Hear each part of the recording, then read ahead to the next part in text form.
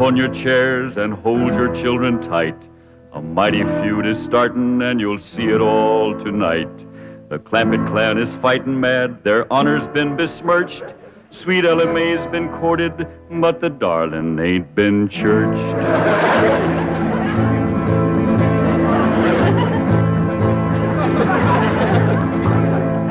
It was young Sonny Drysdale that courted her and fled. And now the Drysdale family will feel hot Clampett lead.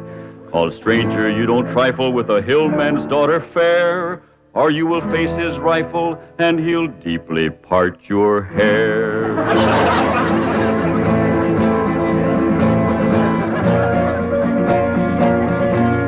Now here's the handsome rascal that started this here feud.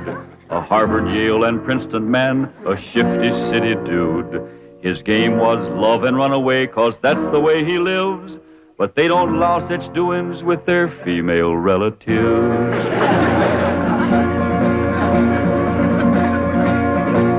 So now they're on their way next door, a loaded up for bear. And if my name was Drysdale, I'd be getting out of there. Cause mountain justice does demand that when a wrong's been done, the kin of him that done it must also face a gun.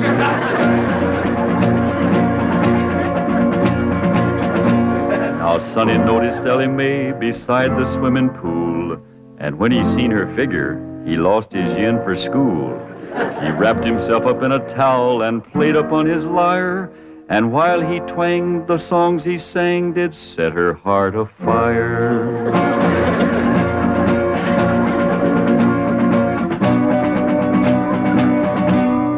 Drove his fancy auto up and took her out to spark. And all alone, unchaperoned, he kept her after dark. He took her in the parlor and he taught her to be grand. He showed her how to walk and talk and tried to kiss her hand.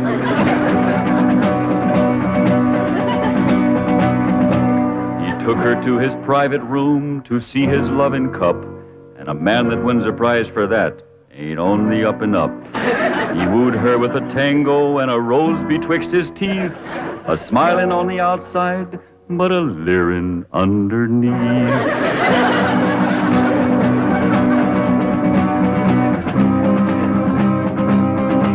They even had a wedding dance, and he joined in the fling. He brought along his dancing shoes, but didn't bring no ring. The Clampetts was a-planning for a wedding in the Vale, but they was duped. He flew the coop and went running back to Yale.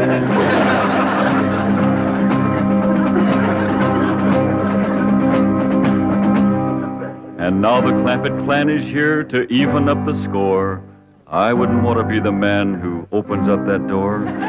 He'll have to face their fury, on revenge they are intent. And if his name is Drysdale, his life ain't worth a cent. Butler fella. When will you Clampetts learn there are no possums to hunt in Beverly Hills? Ain't possums we's after, it's Drysdale. Well, they're not at home.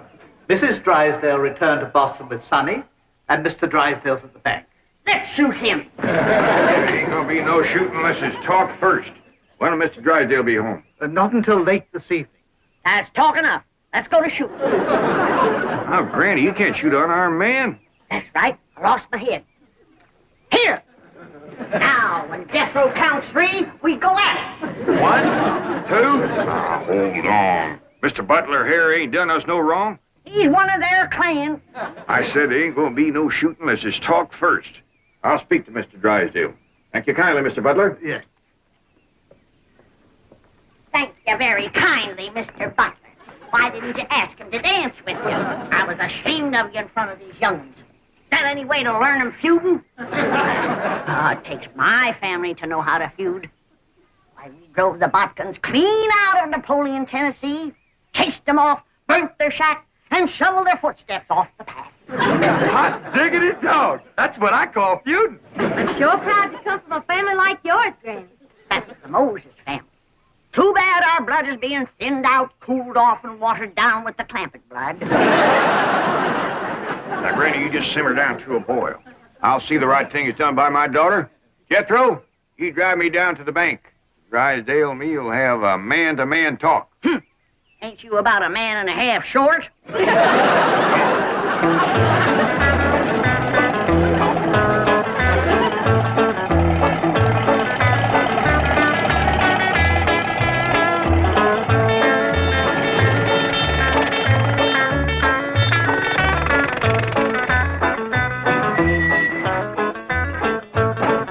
You wait here, I'll go and see Mr. Drysdale. You flush him out, Uncle Jed. I'll get him on the run. Now, who told you to bring that? Granny, she says there's got to be one fighting man in the family. You just drive around a while and cool off. Pick me up here in about a half hour. Okay, Uncle Jed.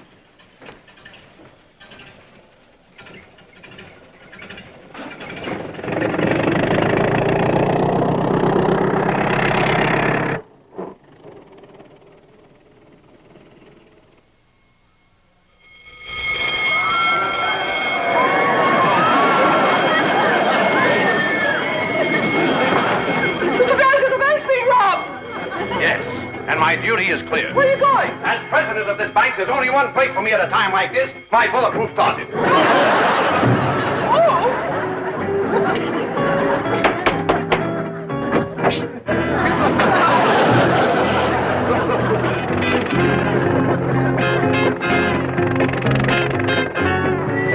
Granny!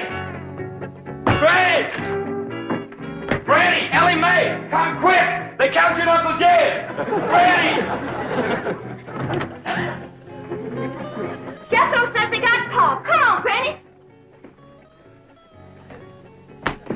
The Drysdales got Uncle Jed. I dropped him off at the bank, and when I come back, they carried him off somewhere. Ambushed him, that's what it was. That butler feller. He told them he was coming, and they laid a trap for him. What'll we do, Granny? Eye for an eye and a tooth for a tooth. They took one of ours, we'll take one of them. Where's your gun, Jethro? I give it to Uncle Jed. I reckon the Drysdales got him. We lost the first battle. They took our leader and our best gun. But we ain't lost the feud. Come on. Jeb Stewart says, when they think they got you licked, attack!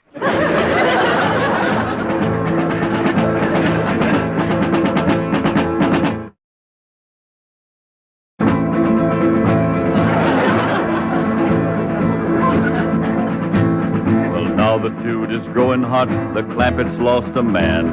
Their leader now is Granny from the fightin' Moses clan. Granny learned her feudin' while a child on mother's knee, when the Moses drove the Botkins from Napoleon, Tennessee.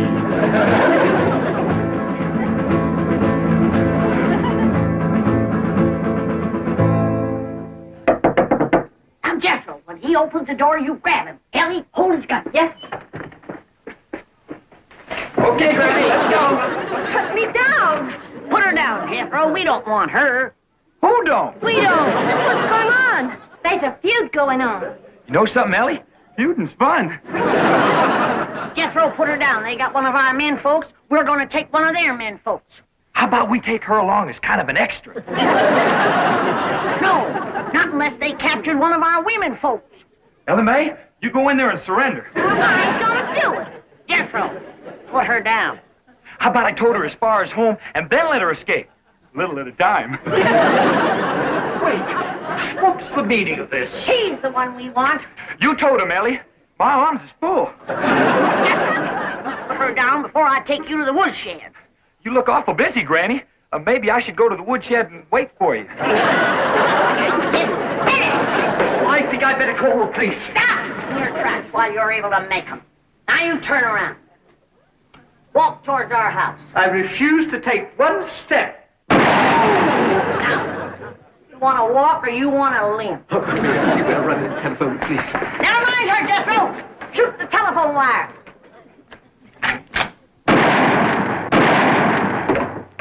There's what's having your mind on women can do to you.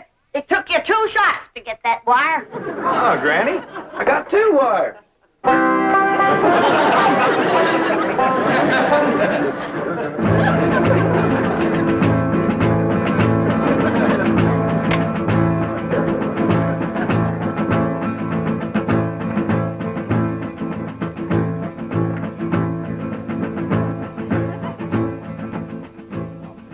Good work, Lieutenant. You've apprehended what is obviously a very dangerous criminal. I'm coming over and personally hand the reward money to you and your men. What's that? Oh, just to you. Very well. Miss Hathaway, perhaps you'd like to drive me over to police headquarters. You're interested in psychology. I'm completely intrigued with the subject. What's the connection? The fellow who tried to rob our bank must be a complete nut. They've got 2 psychiatrists with him. What are his psychotic symptoms? He claims to have $25 million.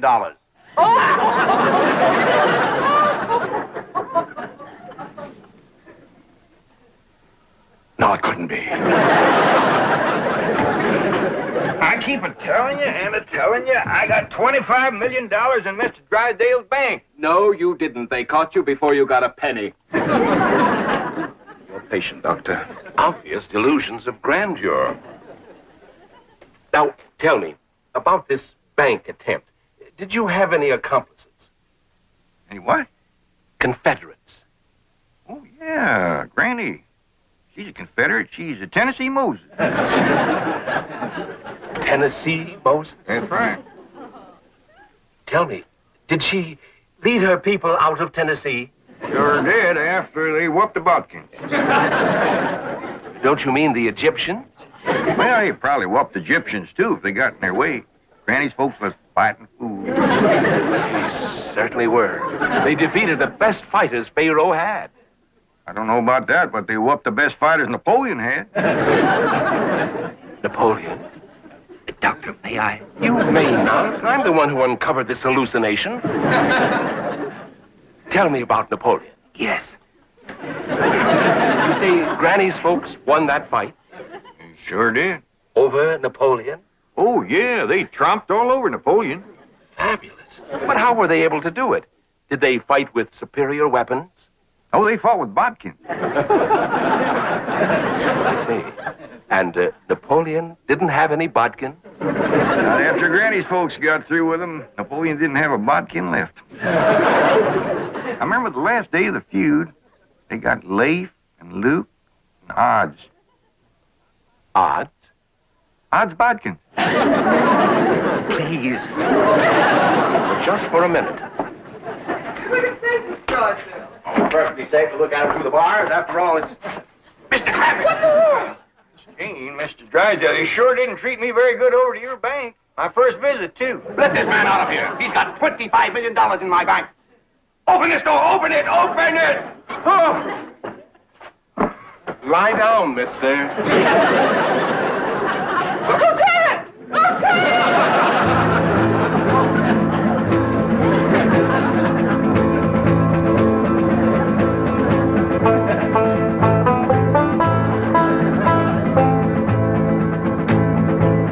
Got the prisoner all tied up, Granny. Good. Can I go back and get the other one now? No, you can't. You keep your mind on your feuding. Close the gates. Yes, ma'am. Throw up the barricade. Yes, ma'am. Good.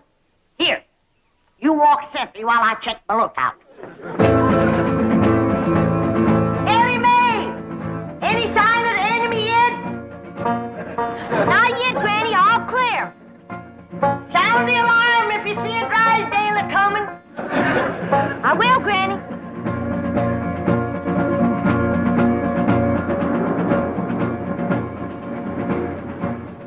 You see, all my employees are trained to be on the lookout for bank robbers. So, naturally, when they saw you walk in with your rifle, their first instinct, it appeared to them that was just... Well, it was... You're not mad, are you, Mr. Clampett? Well, no, not about the bank, but we's all right upset at Sonny for running off and jilting Elly May. Sonny? Jilted Elly May? Well, that's what we'd call it. He sparked her for 2 weeks running. Took her driving, dancing, held her hand, kept her out past dark. Back where we come from, that's just the same as saying, will you? Provided the girl is 12 or better. Mr. Clampett, you have my word of honor. I had no idea that Elly May or any of you took Sonny seriously. Now, the moment we get to your house, I'm going to telephone Sonny in Boston. Get him on the first plane, and he'll be here tonight to propose marriage to Elly May. Well, now, that sure is going to smooth Granny's ruffled feathers. She's been madder than a barefoot centipede standing on a hot rock. We'll be happy when we get there. Yes, bless her sweet little heart.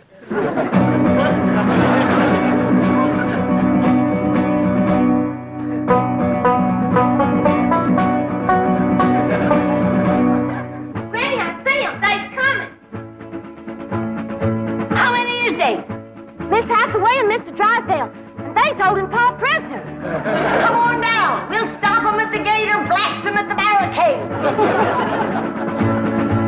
Jethro, they's a-coming. Get ready to do battle.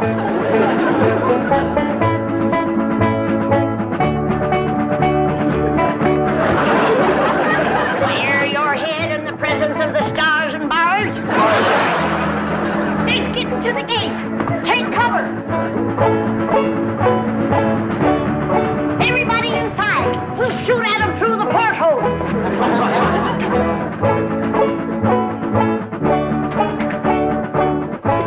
You won't hit Pa, will you, Granny? Don't worry, honey. I can hit a new laid egg out of the nest without budging the hen. I'll get Kate.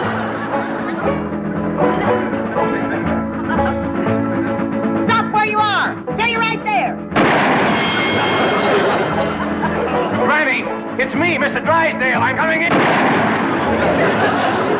Let's get out of here. That'll learn them Yankees who they're feuding with.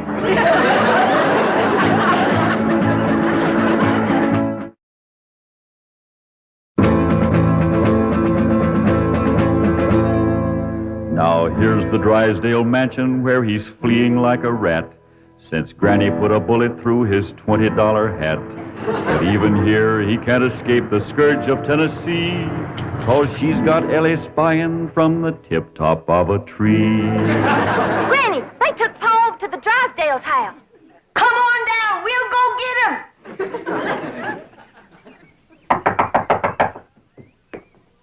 Well, I reckon we'll have to call her on the telephone. When Granny's feuding, she's sometimes hard to reason with. Reckon seeing you with that rifle kind of set her off. But that woman shot at me. Oh, Mr. Drysdale, she shot at your hat. If that little old woman ever goes to throwing lead at you, you'll be casting a polka dot shadow. Marie, Ravenswood, why don't you answer the door? Oh, thank goodness it's you. The Clampetts came and captured Ravenswood. Captured him? Yes.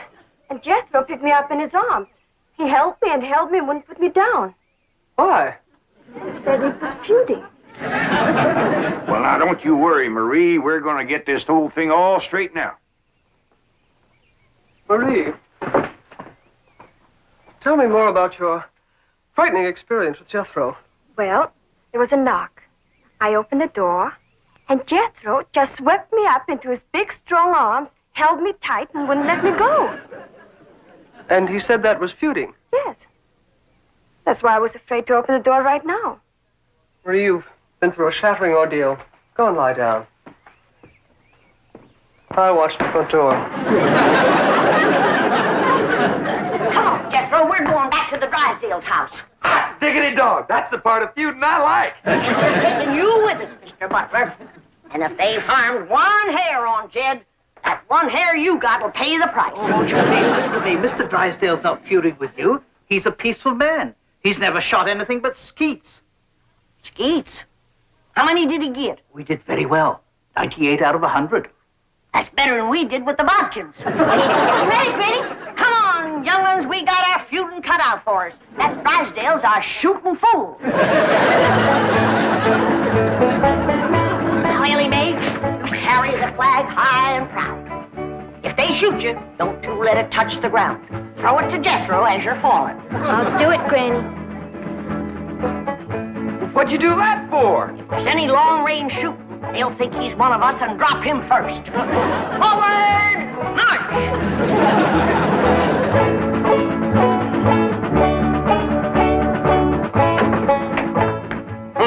No wonder the phone wouldn't work. Marie said Jethro shot down the wires. Well, we can go next door and use the miller's phone. Yep. Been cut with a rifle bullet.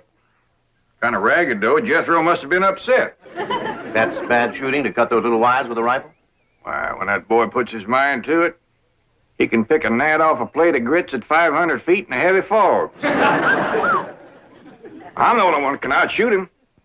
Except for Granny and Elly May. Well, what skeet shooters you'd make. What skeet? Oh, they're clay pigeons. That's what I shoot. Clay pigeon? Oh, it's wonderful. I love it. Your wife must be a first-rate cook.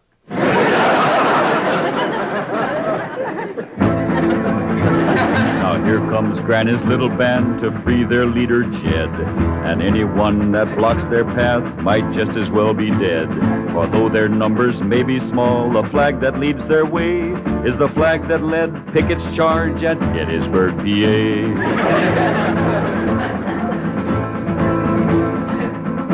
Stop for a minute. I got an idea. We'll use Mr. Butler here as a decoy, and we'll surprise him. What you mean, Granny? You knock on the door, and you yell to him inside that it's you. Then we'll rush in and we'll get Jed. And maybe somebody else, too, huh, Granny? You keep your mind on your feuding. Come on.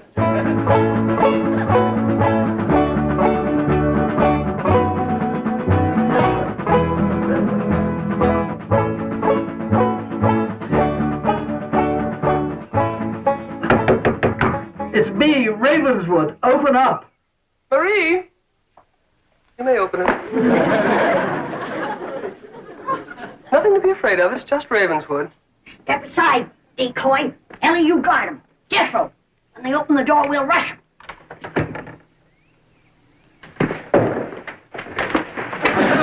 Yeah. Where's Jed? What'd you do with him? Talk fast. Oh, he's not here. He's next door with Mr. Drysdale. Search the house, Jethro. Jethro! Jethro! Yeah, Granny? Put her down. She's light as a feather. Put her down and go look for your Uncle Jed. Now go search the house. Jethro, you're unfamiliar with the place. I'll show you around. What'd you do that for? A feud is a feud. Granny, here comes Pa and Mr. Drysdale. I'll pick that varmint off like I picked a bodkin off a rail fence. Elly May, what in the world are you doing? Guarding a decoy, Pa. Ravenswood, you Boston Yankee, bear your head in the presence of our flag. See, our flag? My family came from Tennessee. Mine did too. Jed, I always did like this man. Why, sure, Granny, and he's going to make Sonny do the right thing by Elly May. What does that mean, Pa? Going to make Sonny come back here and marry you. I don't want to marry Sonny. See, Granny, the whole doggone feud was for nothing. Not altogether, Jed. Why, we might never have known that Mr. Drysdale here was a fine gentleman from Tennessee. Tell me, ever hear of the Moses family? Hear of them? Why, my mother's family feuded with them for years. You mean your mother was a bodkin? Mr. Drysdale, don't ask me why. I just commenced a running. You heard him. Run, you yellow bodkin, I'm a Moses.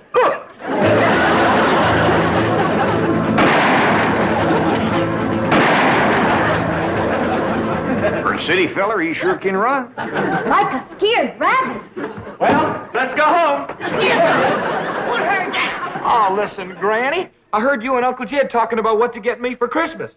This here will save you shopping. Well, you can't take her home for Christmas. Now put her down.